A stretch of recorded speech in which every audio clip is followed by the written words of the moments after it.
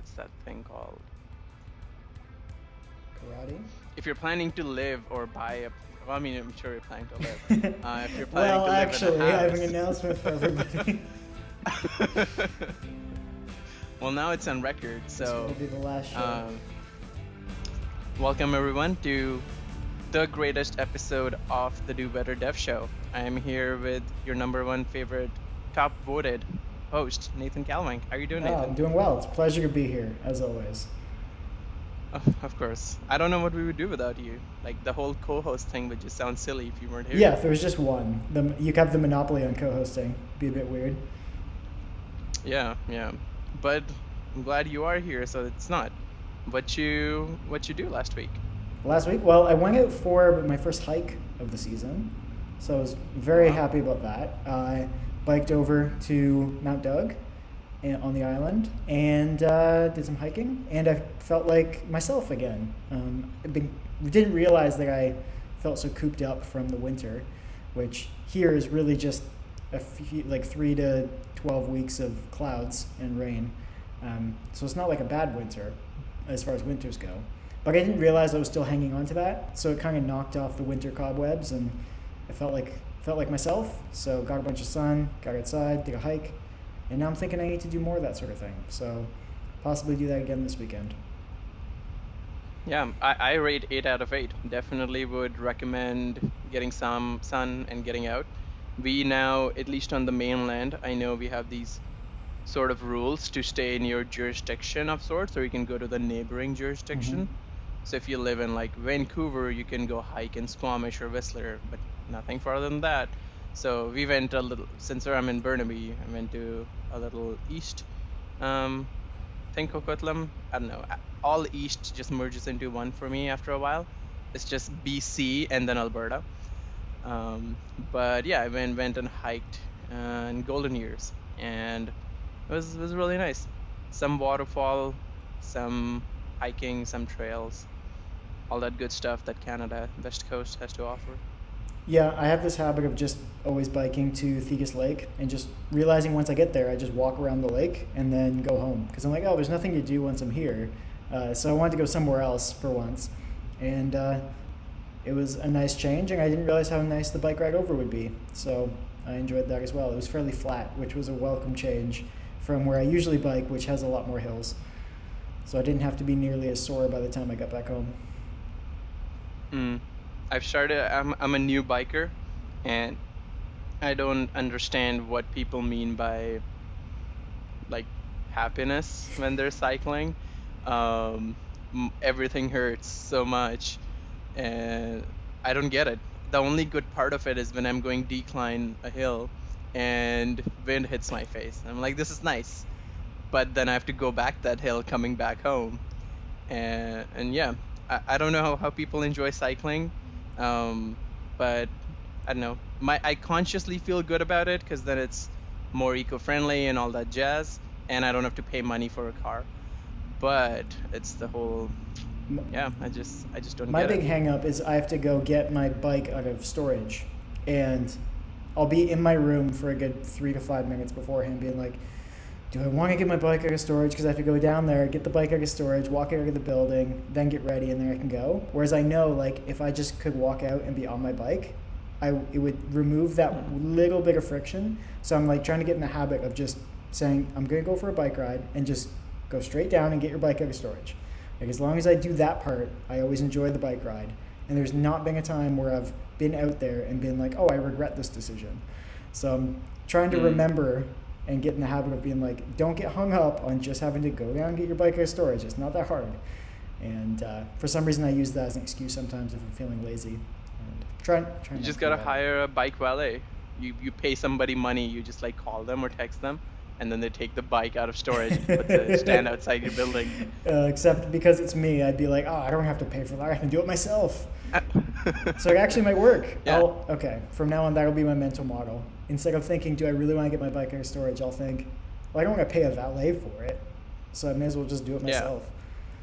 Every time you do it, you transfer $1.50 in your savings account or something. Wouldn't it be great if you had an app that did that? it motivated you through I monetary see what you're solutions. doing there, Gian. Yeah, that could be an idea. Could be an idea. But that's really cool. Yeah. Is there any cool tech thing you came across? Yeah, so I sent this to you earlier. I'll just mention it on here quickly, which is sequence diagram, I think is what it's called, .org. And it allows you to build UML diagrams really easily. And we started using it at work the last couple weeks. And I was on a call today and saw somebody actually using it, and it does a lot more than I thought it did, and it looks really easy to use. And so that was pretty cool. But in the past, I've called this section something like cool, interesting, or frustrating. And I do have a piece Hmm. of tech that has all of those things combined. And we've discussed this briefly before, but Elasticsearch, it's basically just been the last 2 months of my development life has largely just been around Elasticsearch. And that fully encompasses something that is cool and interesting and frustrating, because when you've got it working, it works really well and it does really cool stuff. So, they have this whole simplified query language because there's two different query languages they support. And one of the requirements I had to build out last month was using the simplified version and essentially forwarding that along through one of our applications so that we could query our logs better. And setting it up was easy once I understood how it actually works. Because the thing that we've come to decide about Elasticsearch within our team is whatever you think it's probably going to do, just ignore that, because that's going to be wrong. Like, whatever you think it does is definitely not what it does. It's horribly unintuitive for, like, the people who haven't thought about it the Elasticsearch way, which is everybody who's used everything else, it seems. So they have good ways of solving Elasticsearch problems that don't reflect the same problems you're used to solving. So you go in there and you're like, oh, it probably works like this, and you're just way off. So I've had a number of false starts with I'll start architecting something and then realize all my assumptions were wrong here. I need to restart.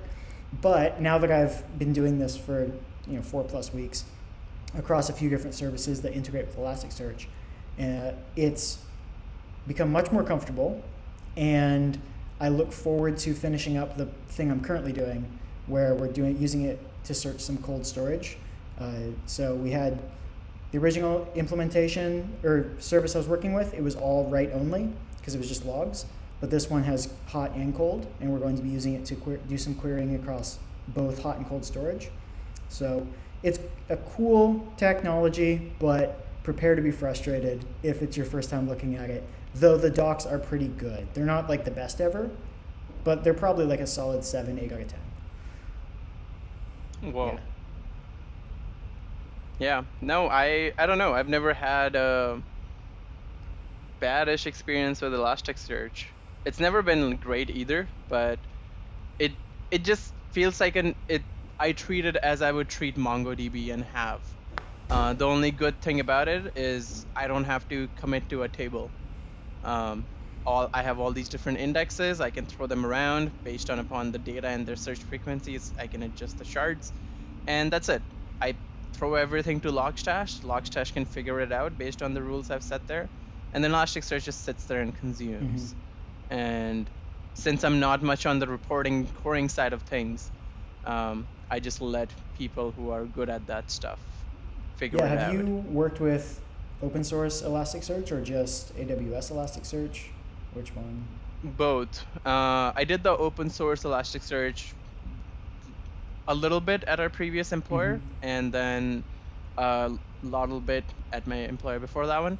But my current one, I've been doing very much just AWS one, which has a lot more restrictions than the open source one when it comes to like adjusting cluster level settings or looking at things because it's a managed Yeah. service. But I don't know, it's much more easier and convenient to just say, okay, increase the data nodes, reduce the master nodes, figure out what's working for you or not using the service, as opposed to, oh no, I must scale out my Kubernetes cluster again, or I must scale out this EC2 fleet that I have to manage Elasticsearch, because that was just so annoying. That was like my least favorite part of Elasticsearch, was managing the infrastructure. Yeah, so I think I should be clear. because I didn't actually explain the problem I was trying to solve, because it's not like Elasticsearch is universally difficult. If it's set up and running, it's pretty easy to work with. It's fairly intuitive. You just send your queries in, they do their thing, your results come back. The results are easy to understand as far as their responses. But if you have a bunch of data that's in one shape and you want to re-index it into a new shape, you then have to go through with juggling your aliases. You create new, and we also couldn't have any downtime with this service. So it was like, essentially you've got all the data that's already indexed. You start writing to a new index live. You have to be able to roll that back at any time and re-index back into the original index. You then also need to re-index all the existing data, which is now not being written to, so it's all static. Re-index that into the new indices, which have the correct shape you want. So now you're writing to the new indexes or new indices, and you're re-indexing the old data into the new index, so that everything's the right shape. And then if all that goes correctly, you move the alias over and start reading from the new stuff. And so just doing all of that through code, with that being my first introduction to managing Elasticsearch, was quite a lot to understand. As far as the things, because things it does is really great. Like, I'll try not to spend too much time on this, but like the re-indexing API, it does a lot of stuff for you. And we use the rollover API because we also did rollover of individual indices. And the rollover API, you pass it an alias, you pass it the right alias, which points to a single index. It then creates a new index from it and rolls it over, so that it starts pointing that right alias at the new index, so that it starts writing to that one. But that means that if you're just looking at the code, you're like, isn't my right alias still pointing at the other thing? It's like, no, it did that for you. So there's a lot of little things like that where you just don't expect it. It's handy once you know it does it. And it's, again, one of those, like, it's solving a problem for you that you didn't anticipate. But because you didn't anticipate it, you don't see why it's doing it. And then you have to realize it's doing it. A lot of those sorts of assumptions didn't come true. So Yeah, once you move past the just searching and querying, like the whole reindex, rollover, cleanup, yeah, we could definitely do a whole episode on that, and then we probably will at some point. we totally Make some could. notes Yeah, once. I could talk about it for a while.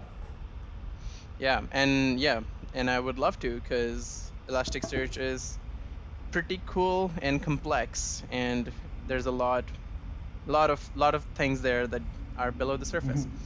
What about you? Yeah, I'll mark that as a potential episode Sounds idea. good. Do you have anything cool or interesting from tech this week? Not really. I I'm mean, disappointed. a cool thing that happened to me Okay. was I got a Simple cash invite from Simple, and they said if you sign up, we'll give you $100. So now $300, which is pretty cool if you ask me. Yeah. And then I really like the whole airdrop UI it has. It just depends on your vicinity, it show you people nearby. I don't have any friends nearby, so I don't see anybody who uses Simple Cash, which is okay because I don't want to give anybody any money. And yeah, and I finally finished Control, which was really good near the end, but I did not see the end coming. Like, I thought the final boss fight and finishing the game would be a lot more challenging given some of the side missions I've done. And some side missions I still haven't finished because they're so hard. So I figured, hey, the actual game would probably, give me some sort of a challenge. And once it's getting really good, I'm unlocking some levels and powers, it just ends. Like, the final boss fight is so lame and so easy that I was sitting there, I'm like, oh, this is over. So that was the frustrating/disappointing part of the cool tech thing. So if you're playing Control, enjoy it while it lasts, because you won't even know when it finishes, honestly. Yeah, Wow. that's what happened to me last week. Well, that's actually, you know what? I was gonna say that's too bad, but the first story was quite good. It was just $300, so Yeah. it all shakes out. I know. Maybe the universe is making up for it. Maybe some data somewhere knew that I hated it. So a data point went to well simple and they're like, well, he invests with us. Maybe we can like cheer him up. And they're like, here's $100, kiddo. Go live Yeah, your sport. life. Go buy another Yeah. game. Yeah, yeah. I'm gonna go play some EA games next. Um, but cool. We can start talking about the topic today. Oh yeah, I mean, yeah, because we've been doing this preparing for interview series. It's hot, it's great, and we already have like some engagement as far as I can tell from YouTube stats. right on. So, up to this point, what we convinced everybody to quit their jobs last episode. Exactly. Uh, this does Yeah. not constitute legal, financial, medical, personal, emotional advice. But yeah, we told everybody basically, you've decided that you should quit your job, so just leave. But now they have to interview, and Yeah. we're here today to discuss how to prepare for the interviews so that you actually get the job offers. Because if you don't get the job offers, you're not going to have a job. Yeah, and if you're missing any steps in between, go listen to the previous podcasts because we also talk about if you've figured out and want to quit, what should you do to prepare to start getting job offers or at least getting interviews and reaching to recruiters and how to make a profile better. Yeah, roughly speaking, episode 1 was about what you should do before you leave your job and deciding whether you should leave your job and where you might want to work. And the next one was about preparing for opportunities and trying to find them. And this one will be about you've got some opportunities lined up, now you have to actually pass the interviews. So again, suppose you had some opportunities coming up. What would you start doing? What would be your first thoughts for preparing for these interviews? Well, my very first thing would be start lining up like the initial phone call interview with the HR person. Very much make sure you have time, make sure depending on the job you've applied for, you have the resume and cover letter in front of you if you send different ones to different job offers because you wanted to highlight certain skills and have very coherent thoughts because that is your first step into the process. If the HR person doesn't like you very much, the interview process may not move forward as well. So that's what I would start doing. I would start aligning them based on my calendar. If you also have a job, you might want to make sure it syncs with your work calendar because your current job takes priority over a future job. Um, and yeah, and once I've done all of that, based on what day I'm interviewing for what, I will start researching the companies. What would you do? Well, okay. I think we can riff on those initial suggestions a little bit. So, yeah, I think I do something similar. Oftentimes, I'll stick with email for a while if that's how they reached out, um, and just go back and forth, learn more about the actual opportunity itself, make sure that I understand what to expect if I'm going to be having a conversation. So, leading into even an HR screening or something, just confirm that it actually is an HR screening and I'm not going to get a surprise technical screening. So find out who I'm interviewing with roughly, and oftentimes, like you said, it will just be sort of a check-in with HR. They'll see that you are a real person who has done things and can answer some basic questions, and you're not a total jerk. So it's important to be friendly, and just like we said a lot last episode, just be nice to people, and that'll help you move along through the process. So I usually try to do that. A lot of times if I'm doing an HR call, I'll tend to do them right before work starts for the day. I'm a morning person, so that works well for me. Interviews later in the evening, I'll be a bit slower and it'll be a bit harder for me to stay focused. So doing it before work or during lunch. But right now my lunch shifts around a lot, so I wouldn't want to do that. So I do it before work. And then what was the second part you said? You had prepare for HR screening and then, research the company. So yeah, that's another big thing that I imagine some people don't do, which blows my mind, because even if somebody just emails me and they have in the subject line, Ruby on Rails developer at such and such place, I just go straight to Google before I open it. I'm just like, what is such and such place? And I'm so naturally curious about the companies that it would not seem possible for me to not at least find out about the company. But if you're not like that, you should definitely do that. If you get to the point where you're going to be interviewing with them, definitely learn at least a bit about the company. Go to their website, read about what they actually do, and if if you are leaving the website, because I've had this before, even my current employer, I kind of didn't really know what they did after I looked at their website, because it's not for consumers. It's a like business to business type of solution. And so I read it and I was like, this doesn't mean much to me. But that means at least you've looked at the website and can ask questions at that point. So if you've already looked at things, you have some context, it's a great way to ask a few more pointed questions at your person doing your HR screening, which generally they'll appreciate, because they'll probably ask you, what do you know about our company? And if you say, I don't know, you just emailed me, which sometimes that's fair, but it's a lot nicer if you can show that you have some interest, that you were curious enough and interested enough in the opportunity to do the 3.5 minutes of research prior to the call. Yeah, and like we talked in our previous episodes, the HR person, if they're not helpful to you today, they might come in handy tomorrow. So if you leave a good impression by researching the company and they know you're a candidate who actually gives a crap, you will probably be put ahead of the pile of people who are like, oh, I don't know, I just want to get paid. Because, as much as that is a very fair thing to want, it's also the thing that might not like put you ahead of the crowd because everybody wants to get paid. Yeah. Also, you might find out it's just not a company that aligns with your interests or goals or life, like perspective on life. Because if you're very like interested in nature, and their website is saying, we produce more carbon emissions than any company ever, you're going to be like, well, I might not feel good about working at this company. And even if the opportunity sounded great, it was exactly the stack you wanted, if you're going to feel weird about working at the company, then that's probably not a good thing to move forward with. It's why I would feel weird, even though I'd really like to work at like the company or the team maintaining React or something like that. I'd feel really uncomfortable telling people I worked at Facebook, and for that reason alone, not that I'm going to accidentally end up there, but given the opportunity, I'd be very tempted to just say, like, let's not have this discussion, because it's just not a company that aligns with the sorts of things that I want to be doing in the world.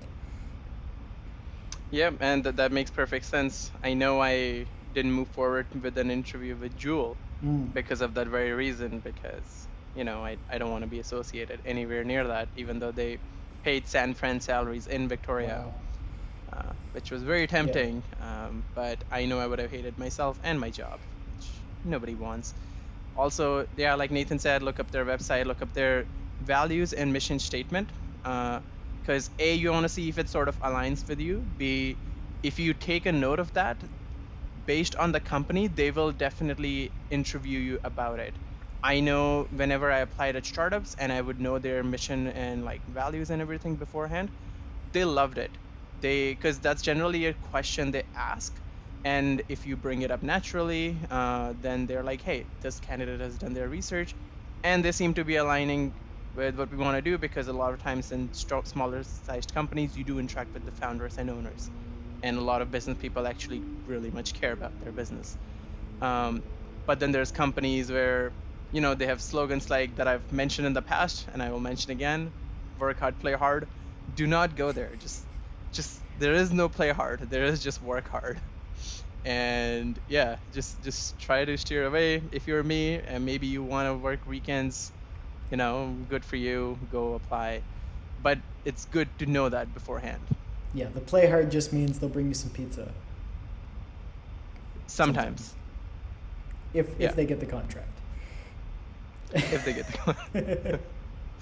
Exactly, yeah. Or, when they're just like, oh, we're this like hardworking individuals and we put, I don't know, work first or something, that means you're going to be there on weekends. That means you're going to be there late at night. And if you think you staying late at night and work is rewarding you with dinner is a great thing, you need to reevaluate benefits and how you look at your worth at the job, which we can do another whole episode on, because I feel very strongly about it now. I didn't in my younger years. I'd be like, oh my God, my work is giving me dinner and an opportunity to work after 6. What a great company.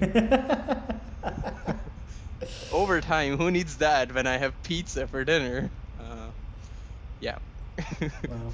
And but yeah, definitely. And I know for a fact, like some companies don't care about all of their values and everything, but Amazon, if you go interview their leadership principles, they live and breathe. It'll come up in your HR, technical, behavioral, every interview you will take with them. And they have So so many. look for those. Yeah, and they have 14, and you need like 3 stories for each one of those. And Yes. it's just Yes, I specifically remember customer obsession trying to come up with examples for that. And this is again why you need to know what type of interview you are preparing for. Because if you're going to be preparing for an interview where you think you're going to be asked more of the soft skills questions, or you need to have stories ready for something like, um, what are these called? I already forgot. The leadership leadership principles. principles. Then you need to put in the time ahead of time to prepare those stories, because you will it's very unlikely you will come up with good stories on the spot related to principles that you read about on somebody else's website. So, Gian and I spent quite a bit of time preparing stories for these various leadership principles, and even with a few hours of prep, we still didn't have quite enough stories for at least the questions I was given, and we tried our best, but if you don't do that ahead of time, you really don't stand much of a chance.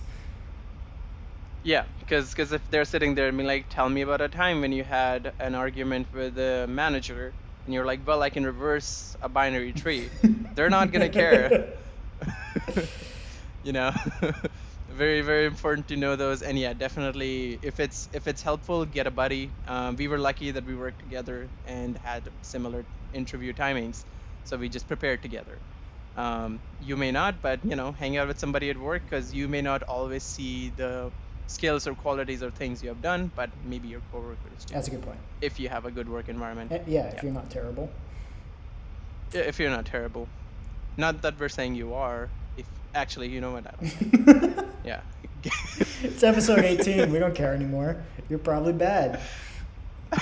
No, man, that's not what I'm saying. I'm just saying, I can't judge somebody based on here. So get a job, man, or not. It's your life. We're all West Coast. It's summer. I'm just done. Uh, but yeah, definitely the ask about the role. And when you take those kind of interviews, since we're in COVID time now, and all of these will be happening virtual and not in person, one of the things I've noticed that people do for preparation is they'll have a notebook and a pen paper sitting there. So if there's like certain things about these stories and trigger words you need, you can probably write them down. When they ask you things, they're not going to look at your notebook, given how you position your camera. You can just look at it and be like, oh yeah, by the way, and then you can like use it for helpful. Like, this is one great thing about doing webcam interviews now, or even phone call interviews, where you can basically have your whole wall plastered in stories, and you can just read off of it, because they're not seeing what you're doing. Yep, that's good. And try to keep everything positive. So don't don't have a bunch of stories ready that are just you complaining about how bad your coworkers are. That should be obvious, but in case for that one person out there that was their approach, don't do that. It doesn't make you sound like a good candidate. It makes you sound difficult to work with. Exactly. Anytime you bring up problems over solutions, you will probably get looked over. If you do bring up any problems, make sure you supplement it with the solution. Don't just be like, oh yeah, we had a manager who wouldn't listen to anybody. It could be that, hey, we had a manager where we had some communication problems, and I went over and talked to him about it, and we came to some conclusion. Also, don't make up stories. Really try to say things in a more professional manner of things that actually happened to you. Because if you try to BS your way through, a lot of people see through that. Yeah. That's a good point. By the way, did you know I was on the original Mars rover Wow. team? Wow. Yeah. That's such a good story. I know. It just exhibits every single leadership principle Amazon has. All 14. I was obsessed with the moon, so customer obsession. Yeah, but if you do stuff like that, they're gonna, not take you seriously. And then based on your interview that you're doing, have your prep material ready. Like again, very obvious, but be very, very careful. Like if you're doing a coding interview, make sure you have an IDE that's offline as opposed to just the browser one in case the browser one isn't working properly. Um, if you're doing a phone call interview, make sure it's somewhere quiet. You don't have like outside traffic or people yelling Is this a around personal attack or because something? no, maybe something. Uh, but you've seen that, right? Like it throws you off so much in the moment. You don't think about it normally when you're just doing your normal job or casually talking to Mhm. somebody. But the interview stress and pressure is so different than anything else because you actually care about the activity you're doing and it has real consequences. So you want to make sure you are in the best suited position. If you are doing virtual interviews, please dress up. Like you don't have to put on a whole suit, but don't just wear a hoodie and sit in front of the webcam. I've taken some interviews and it's like immediately I'm like, okay, you're just too comfortable. You just don't really care. Not that like I use that to disqualify them, but so far the whole data set that I've had, anytime I've had a candidate like that, they were not serious about the interview Mm. process. Fair enough. Yeah. Any other like tips for preparing for these interviews? Well, we haven't even gotten to any of the like technical interviews yet, but as far as soft skill stuff goes, I think we've covered a good amount. You alluded to something that I did want to highlight though, which was you said if you're talking to startups and whatnot, you might end up talking to founders or C-suite level people, and just to reiterate, that is a time it's really good to know stuff about the company itself, because if you put yourself in their shoes, if you the amount of work that goes into creating a company, they're going to be very proud of having built this company. And so if you think of whatever you're very proud of, if somebody comes up in your life that you're looking to work with and they happen to already know stuff about this thing that you're very proud of, it's just going to build good reciprocity, which is something that you want. You want to give off the way that I heard somebody describe it. I think it was Jem Young in a random front-end master's course. But he was just like, the person who gets hired is generally the person who gives off the most good vibes throughout the entire process. And by the end of it, whoever had the most good vibes is probably going to get the job. And so that's some combination of just being nice to be around, making the other person feel good, and then if they recognize that you care, that'll make them feel good, and as well as all the technical stuff. So if you seem like you'll be good at your job and you care and you're nice to be around, all those things together, that's going to give you the best shot, especially in a big candidate pool if you're applying for a job like that. Yeah, totally. I know my first startup interview when they were talking about something, I was like, oh yeah, by the way, I looked at the things you did. I went onto your blog and these are the certain things. And they like the smile on their faces were crazy. They're just like, nobody does that. I'm like, I know. I did it because I wanted to work here. And I'm pretty sure that was a huge catalyst in me getting hired there. Or, I mean, they technically hired me 3 months later, but because they didn't have a position, but they remembered because I was so interested and engaged with them during the whole process. It's probably over recommended and it's a bit campy, but if you have no idea how to do this whole giving off good vibes thing, just sort of strategically, you can always read How to Win Friends and Influence People. And I went through that book probably a good 8 years ago, and it was all a lot of just like, oh yeah, I understand this. This is stuff that likable people do. But if you don't really know how to do that with strangers, because I'm naturally much more reserved with strangers than I am with people I know, having those things spelled out did help me keep them in mind when I was talking to someone like an HR person I've never met. I'm just like, all right, remember to be like this because it comes off well and it's the way you act around people you're familiar with.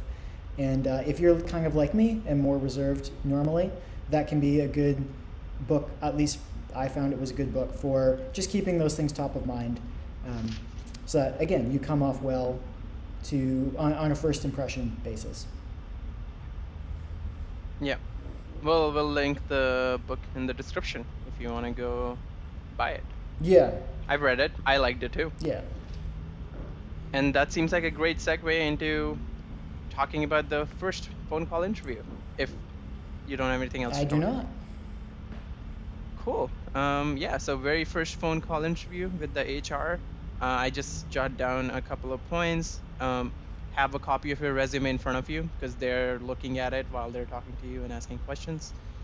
Um, oh yeah, and this is my favorite thing. I learned about it a couple months ago, and it has really changed like the narrative on how HR people interact with me.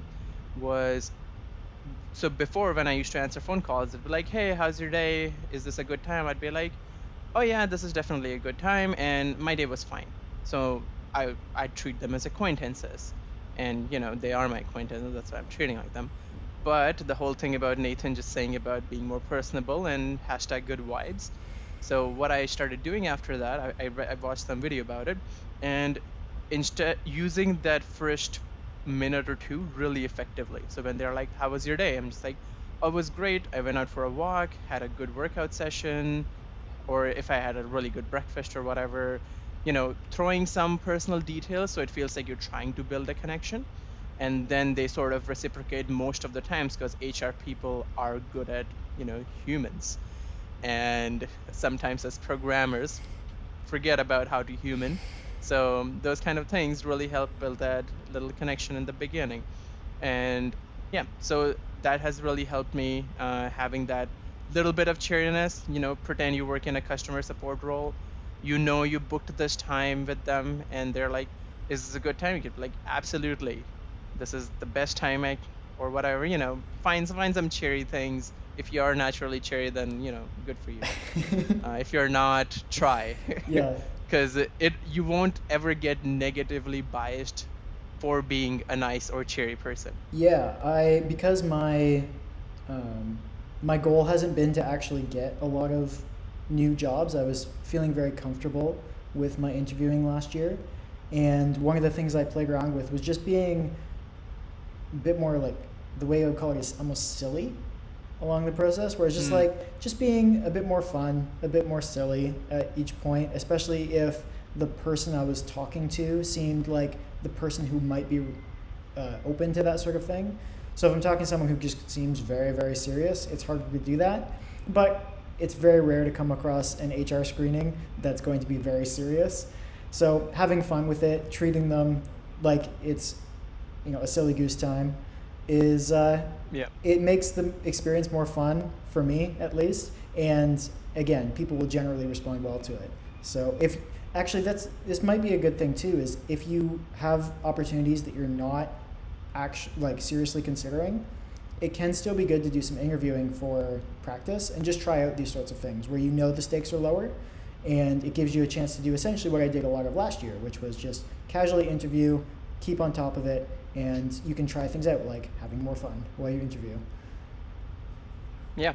Yeah, definitely. And like if you're talking to not HR of a company, but one of those HRs that have multiple job offers or multiple companies they work with, you can be a lot more casual with them because their job isn't dependent on getting you hired at that one company. They have lots of opportunities. And the better they get to know you, the better culture they can find for you to fit Hmm. into based on whatever company you apply Yeah, for. I'm basically friends now with the last HR person who hired me. We just hang out sometimes because it was a good experience working with them. Yeah. Be more like Nathan. Yeah, everybody should, right? I try. I'm just failing at it, but I'm trying. And then yeah, and then other things you should keep in mind is like the initial HR screening call, things you should know, things you should ask. I generally inquire about the job position, what is the team size, what is the expected if it's a contractual role, how long is the contract supposed to be, what is the general team culture vibe if they know. If they don't, then I generally just wait for the actual team interviews to figure that out. And one of the biggest one I've started asking now, right up front, is what is the salary range? It just at that point I can decide if I want to move forward or not instead of going through the whole process and negotiating. Because almost every single job has a band, and they'll just tell you, like we discussed in the previous episode, just ask, and more 9 out of 10 recruiters will just be like, this is what the company has said they'll pay and not a penny more. It's shocking. And Again, I'll just reiterate because I mentioned it last episode. It's shocking how easy it is to get people to just give you a number. I did not think it would be that foolproof, but it really is. You just ask for the range they're looking to hire for, and so far I think I've had 100% success rate of them just being like, yep, this is what we're looking to hire for. And whereas before I would get 3 interviews deep, and then finally they'd start giving me a range. yeah, and those usually, they're at that point you're too involved, so you want to see if you want to. And if you don't have a lot of interviewing experience, maybe you want to go through it. You just want to get that experience out. And, if the whole process was good, maybe they'll consider you for roles that have a higher paying scale if that's your bar for not taking the job. But more often than not, at least with my schedule and lifestyle, I just like to get that out of the way because I don't want any jobs that pay below market. Because I don't know. I have rent to pay, man. So some of the things I like to ask pretty much everybody I interview with is how long they've been at the company, just to get some context. And if they've been at the company for a long time would be pretty much anything over 2 or 3 years in tech. And if they've been there for a while at least, it gives me a good chance to ask more context-based questions. I can ask things like, oh, what's your favorite thing that's kept you there for so long? Or I'm sure you must have seen people leave. What reason do people normally leave for in your perspective? And it's really nice if you can get that, at least in my opinion, from HR ahead of time, because then you can also ask the dev team later when they're interviewing you and see if those things kind of line up. And because they're very different perspectives. One is a technical role with people who are working side by side with people that you'd be working with. And another one is more higher level. They're just looking across the company at what they imagine the reasons to be. And if those things line up, you're probably getting a pretty good impression of why people actually leave.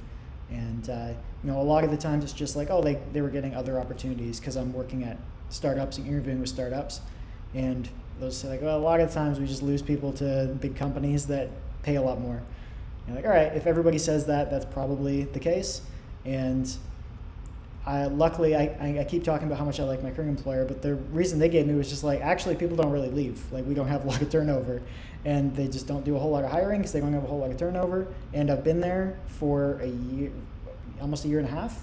And we haven't really had any turnover. So it's nice if you can get that insight ahead of time, because if you're hearing something different, especially if they get sort of a aghast look over their face and they then start trying to figure out how to politically state that everybody's overworked and sick of being there, then that's a good sign that you probably don't want to be there either.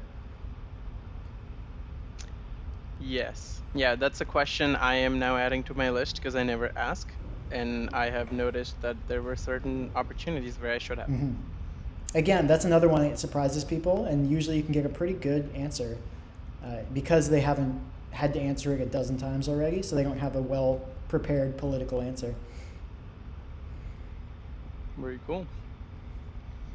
That's all I have for the HR screening interview. They're usually pretty simple. Yeah. And do you want to talk about the others? I feel like we're getting close to the time. Sure. Yeah, I guess one thing, because everything's fairly remote these days, it might be good to also ask if there's relocation expectations. Not to assume that everybody is okay with you working remote. So far I've had everybody say that I've talked to that they're fine with remote work, but you wouldn't want to get through the process and find out that they expect you to move across the country. Yeah, I found the most, actually every recruiter I've ever spoken to, they usually just tell that beforehand. If they expect you to move, because I generally just ask, where are you guys located? And then that's when the question usually pops over in the same city, and there may be an expectation. Currently we're remote, but we want you to come in once situation's back to normal. Other times they're like, well, we're completely on the East Coast and we don't really care if you move there or not. I'm like, cool, because I don't want to. Yeah, easy conversation. But then after that, again, should you just grind leak code problems to get ready for your next exam or next interview? Oh man, I feel like this is a lengthy conversation. I feel like we should save it. Okay. I mean, it's a big question in uh, interview prep. yeah, especially the technical part. I'm sure we have a lot of opinions and experience with the at least the technical part of being prepared. So yeah, I think we'll talk about that in the next episode on how to continue preparing for the interviews. Okay, so yeah, in this episode we just basically taught everybody how to be nice to HR people. Basically, and what questions to ask. That's a very important one that you generally forget on the beginning screening because you're just so too focused on, all right, give me the TLDR of what the job is about. But the HR call is very underrated. Like, I have noticed that if those go really well, the rest of the interview process also tends to, because in combination to the other feedback, the HR person is the one who at the end of the day can sort of, try to defend you or Mhm. not based on your skill set. Yeah, so if we're gonna wrap it up there, I think I will go back with a few more questions for HR. So one Hmm. of them that I like to ask is, can you describe, in your perspective, what the team's culture is? So a lot of times there's terms like people can rattle off for company culture, but the team I'd actually be working on, like what is their culture like? And oftentimes they'll just come back with an offer of, do you want to talk to some people on the team? And I love doing that. So if if I'm not explicitly told I'll be talking with somebody on the team, that at that point I'll try to request it. Like, hey, it'd be great if I could meet somebody on the team, find out if I'm going to jive with them, and again, just trying to get more perspective on what it's like to actually be on the job for this company, because as I've alluded to in the past, company culture is a really big thing for me, and if everything seems genuine and seems to line up with the sorts of things I like, then that's a good sign. Um, and the nice part is they don't know you that well, so they can't really make it up. And so one of the things that I would hear and think it's really good is like, oh, we have really high standards for the code that we'll push out, so we'll like be very aggressive on code reviews, and you have to have thick skin to do that. It's like that might sound bad to a person, and to me, I'm like, that's exactly what I want. Like, I don't want to be dealing with people's rushed, under reviewed code. So to me, that would be great. And if somebody told me that in an interview, they wouldn't know to tell me that based on that they just don't know me that well. So their lack of data on me is actually helpful for getting useful data out of them. And just prodding, doing more prodding like that. I don't know that I actually have any other questions, but that one popped to mind. Hmm. Yeah, I think the anything that was on my mind I've already discussed because I do save most of my questions for actually the team or whoever the technical person is because they're the ones I'm going to be working with. Um, the HR person is give me the details about the job, the company, the salary, the bonuses. You may also want to talk to them everything about like, does the company like sort of care about your mental health and stuff? Do they have benefits and things to provide for that? And one of the things I heard that a great thing you can ask post pandemic is during the COVID-19 crisis, how did you treat your employees? How were they managed? How did the company handle this? If they're just like sort of unapologetically, well, we fired some people because budget was low or whatever.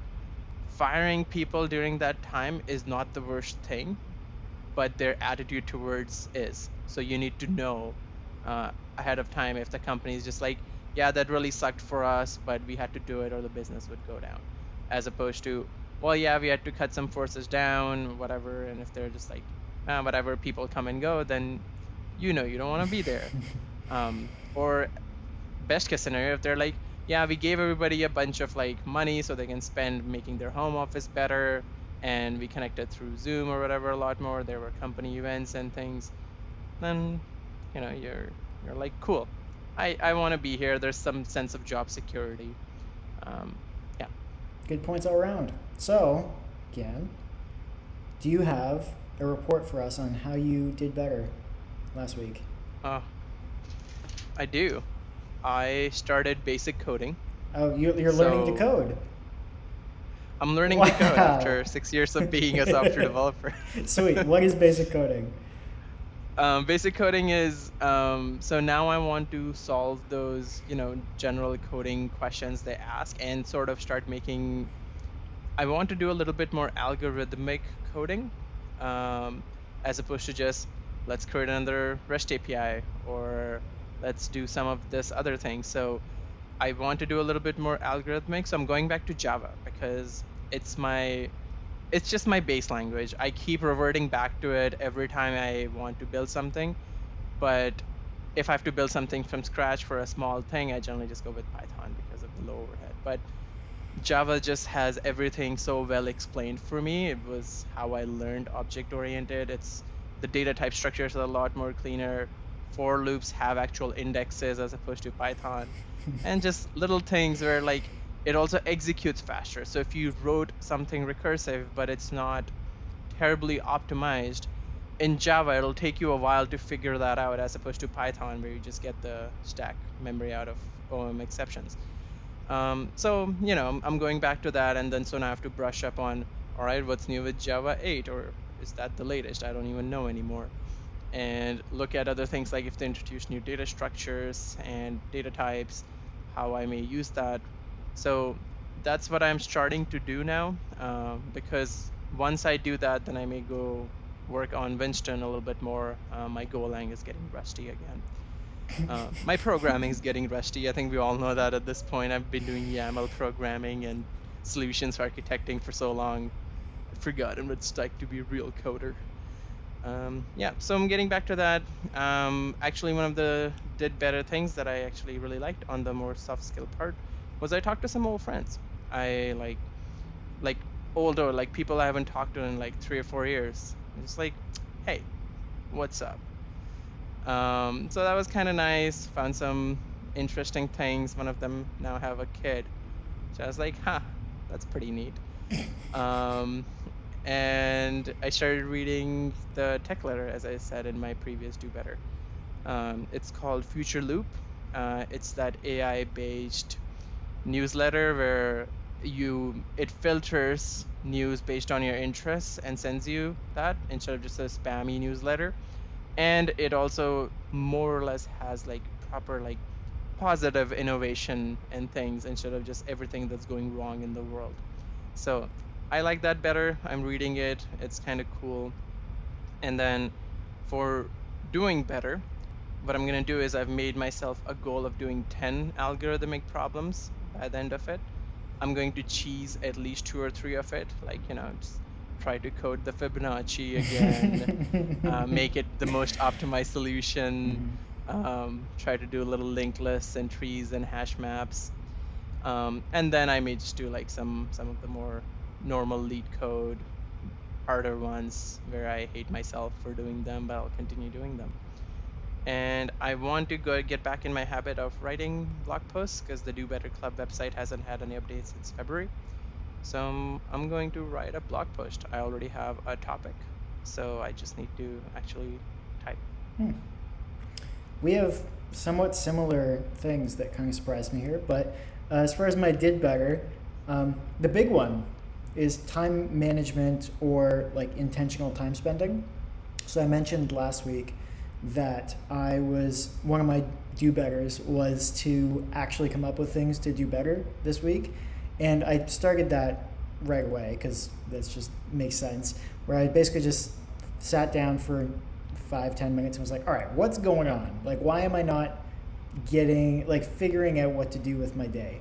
And I realized that I think a lot of it was just my default for my entire life has been to always been very intentional with my time. So it's why I don't end up in just like the endless scroll on my phone, because after 3 scrolls, I'm like, is this what I want to be doing? Like, I probably should just do something else, and then I'll just figure out something else to do.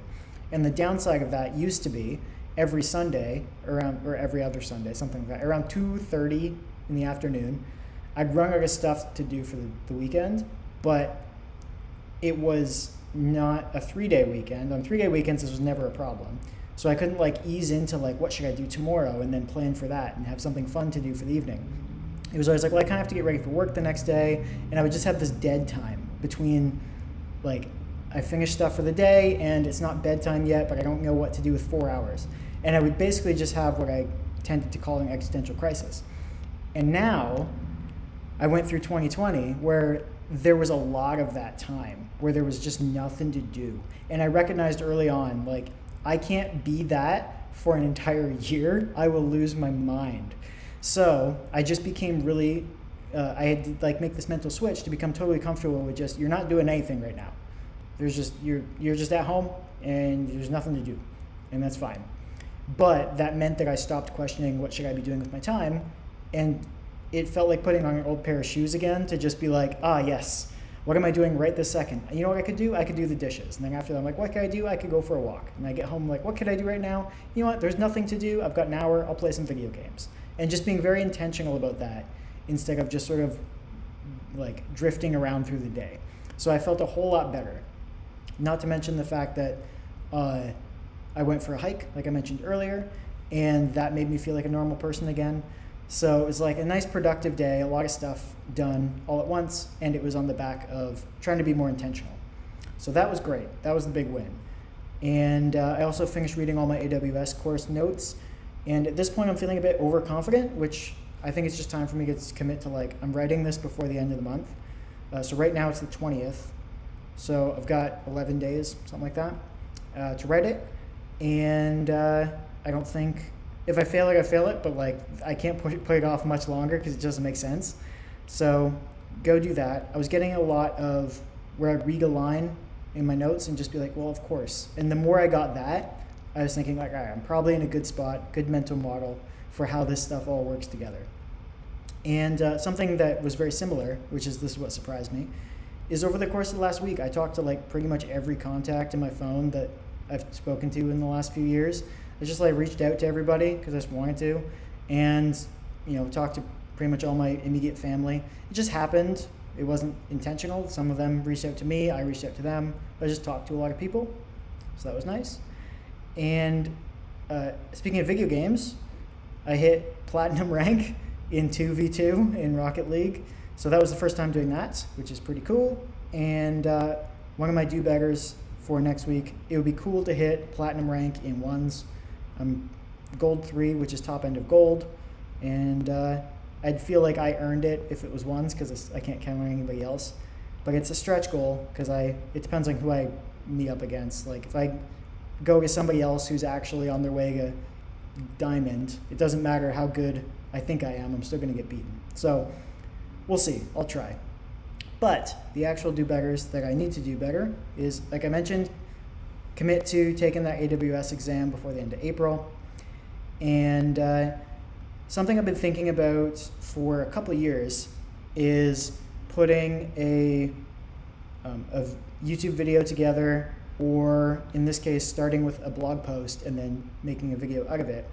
And it's about like idempotent state management and just the benefits of using that and the ways it's come up. But I wanted to have better examples. So that's why it's been drawing out over a couple of years, because I thought about making it a long time ago. And I was like, I don't have good experience with this. But now I've written enough like data migration commands, and after working with like Elasticsearch, like I mentioned, having to deal with all those things, commands that are idempotent that you can run, and then if it fails, you can run it again, and the result's still going to be what you want it to be. Those sorts of things are so useful. And then talking about how you can combine that with things like finite state machines in something like XState for UI management, or with event-driven architecture, where if you have something that's idempotent, it doesn't matter if you receive events more than once and process them more than once. You can just process it both times, and it still results in the right thing. Like these sorts of things are really useful ideas that they're not new, but I'd like to explore them and see how it comes, like the things I can suss out of that, and explain it with my examples. And if I can come up with something, it won't be in 1 week because it'll take me a long time to write it, but get started on it, that would be cool. And eventually, if I can get my thoughts in a cogent enough manner, I will make a video and then let people know about the article in the video, and I'll get my 25 views on my website. That happens anytime I do that, plus having one video out finally on my channel after like a year and a half. Yeah, you might get like maybe the doubles, maybe get like 50 views. And then you redirect the traffic to the podcast. and Oh yeah, yeah, then yeah. Yeah, so I do need to you become mention the huge. podcast as well. But I'm thinking next time I put out a video, I'll probably do a separate one that's just like, hey, by the way, this is why I don't make YouTube videos, but if you want to see some, I have a weekly podcast that I'm doing with my friend Gian. So like, I feel weird about just throwing it into a random video, but I also don't want to, after a year and a half, upload a video that's like, this is why I don't make videos. Also, go check out my podcast. Yeah. Just be like, today's sponsor is. Yeah, I was going to say one. I was like, they're not sponsoring, so I'm not going to say it. That's what you think now. Cool. That's a decent amount of goals. Yes. I look forward to you finishing that course so I can study off of you. Yeah. And do it myself. Yes, well, it's your actual job, so I'm sure you'll find it very easy compared to me. We'll see. Is it a lot of YAML? No. There's literally no YAML in this course because it's all about the ideas. You basically just have to memorize, like 30 services and what they do and how they interact. And the only things that are bad about it are the things that are like factoids. You just have to know. And it's like, do I really need to know that like it can process? This actually might be useful. I'm trying to think. One of the questions I got asked was like, which one is not a valid shape for an S3 URL that's like generated by an S3 bucket when you host a website on it? And I'm like, that doesn't affect my architecture. Like I looked this up once and I've got the string. I don't need to base my entire system architecture around the shape of this URL. So like those sorts of things are annoying. Things that are like, what can you put which of these services can you not attach a security group to?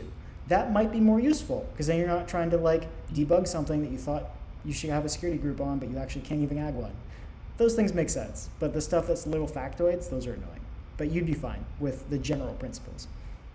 I'm just gonna put like comments on it and be like, if you give me anything less than a 70, I'm using GCP for all my future projects. Just threaten them. Yeah. Or and then just be like, but not Azure because Azure sort of sucks. And then they get a laugh out of it, and they get threatened. So then they give you a 70 and you still fail because the passing grade's a 72. Oh, then I'll say 75. Okay. Yeah. See, I didn't even know that. I just thought 70 would be good enough, but 72 seems arbitrarily. Raise your standards. Yeah, I think it's because out of 65. So there's 65 questions. Okay. I was like, that is like, they're really going for that 110% commitment. Yeah. But yeah, that's the end of my rant of stuff. Well, I look forward to those. And thanks anybody for listening to this. Go check out Nathan's YouTube and blog, NW Calbank. Tell your friends. Yeah, sure. Yeah, why not? Yeah. Do Better Club is a partial sponsor for that, because Nathan is a partial owner for that. I get half the stonks. That's how it works, right? You have the stonks. Half of them, of course. Yeah, you have the other half. Just because I am voted the top co-host of the podcast does not mean I get more stonks. Yeah. We are a fair-based company. We give all our employees an equal amount of stonks. Fantastic. Only now, if it actually turns into something that may not stay true. But for now, yes, I'm glad you added that condition. Yeah, I don't want to get sued like 10 years in the future. I know this podcast has potential. But thank you for all of you who make me believe it has potential. So keep listening, come back. If you have any questions, please hit us up on our email or our social media handles. Just come hit us up because we're bored. Yeah, we'll see you next week. See you next week.